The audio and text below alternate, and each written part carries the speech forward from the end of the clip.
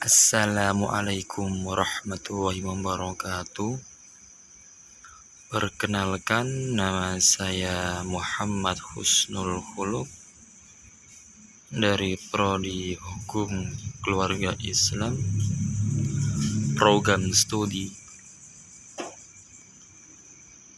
Hukum Keluarga Islam, Fakultas Syariah dan Hukum.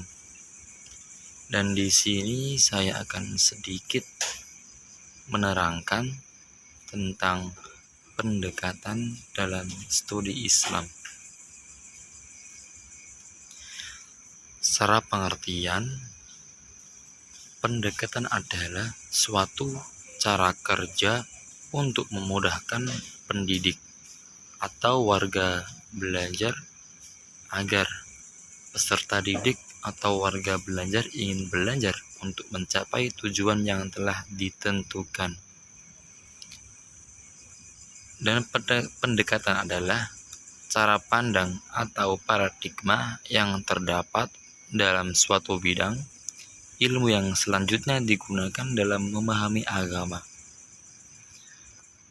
Dan pendekatan studi Islam adalah suatu cara kerja untuk memudahkan seseorang mengetahui dan mendalami Islam secara luas dan menyeluruh, agar tidak muncul pola pikir yang dangkal.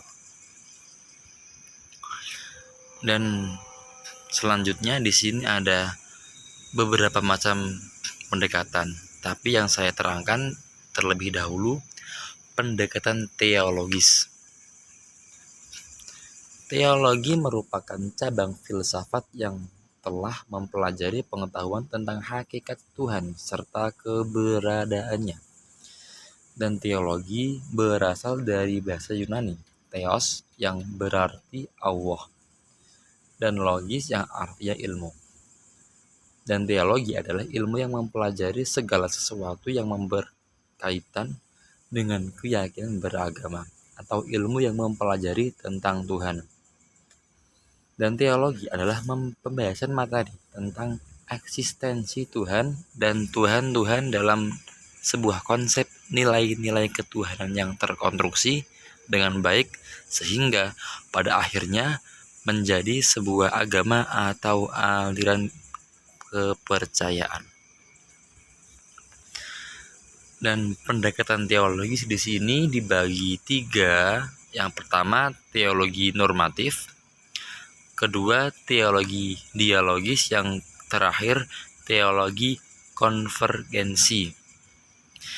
Dan selanjutnya yang saya akan terangkan terlebih dahulu yaitu pendekatan teologis. Teologi normatif atau apologis. Yang pertama ini yaitu segala sebuah upaya memahami agama dengan menggunakan kerangka ilmu ketuhanan yang menimbulkan keyakinan bahwa agama yang dianutnya dianggap paling benar dibandingkan yang lain. Yang kedua, teologi diagolis, yaitu mengkaji agama tertentu dengan menggunakan perspektif agama lain.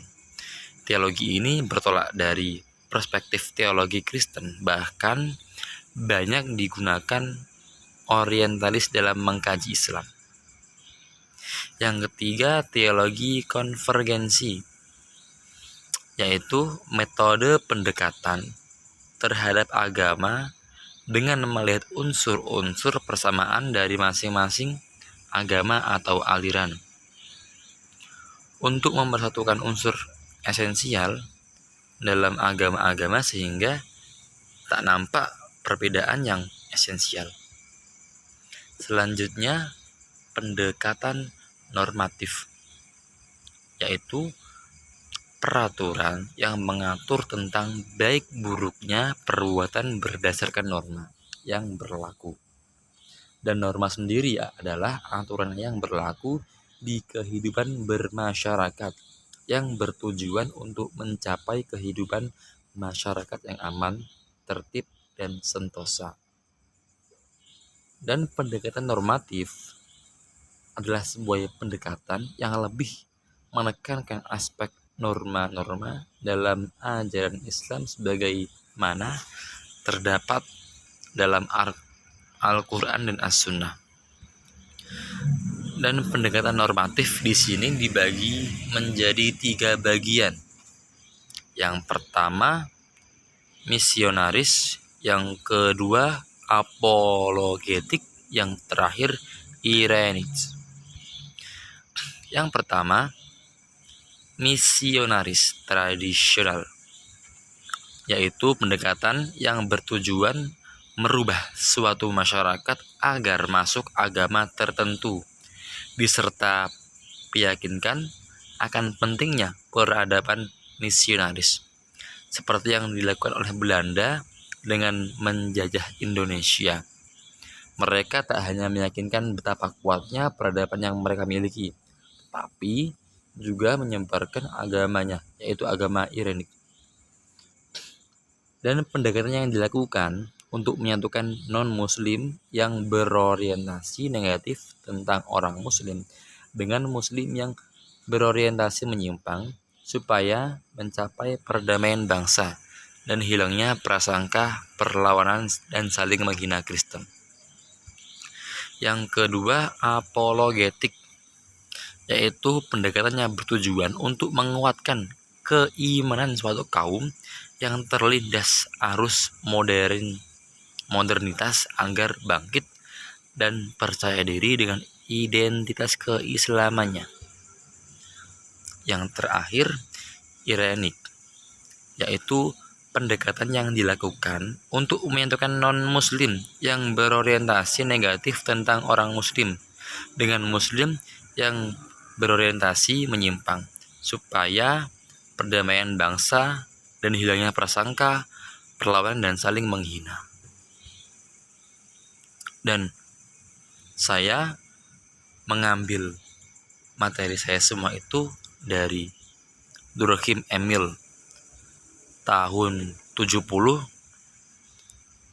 suatu studi teori aplikasi sosiologi pendidikan,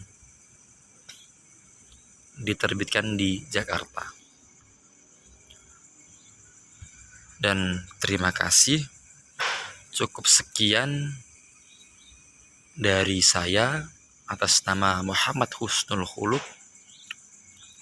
Apabila ada kesalahan, salah kata, atau kurang lancarnya saya mengucapkan kata, atau kurangnya pemahaman yang Anda tangkap dari apa yang saya ucapkan, saya mohon maaf yang sebesar-besarnya.